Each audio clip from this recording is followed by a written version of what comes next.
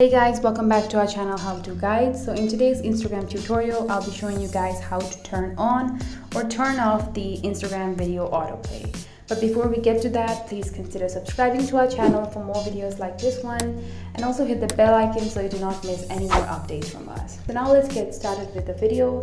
So first you open the Instagram app. So if you're on the browser, if you're exploring Instagram, and if you're browsing through videos, you know the Instagram there's autoplay on.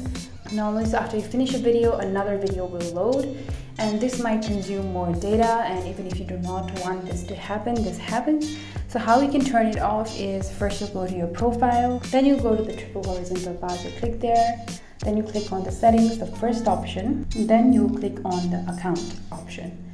Then you click on here you have the mobile data use option or cellular data, whatever it is shown on your cellular data, whatever is being shown on your phone, you'll click on that, and here you will turn on the data saver. And what that does is it will turn off the autoplay, because on data saver Instagram will download less content, less videos, so it will stop the autoplay from happening. So that's how it will work, you guys.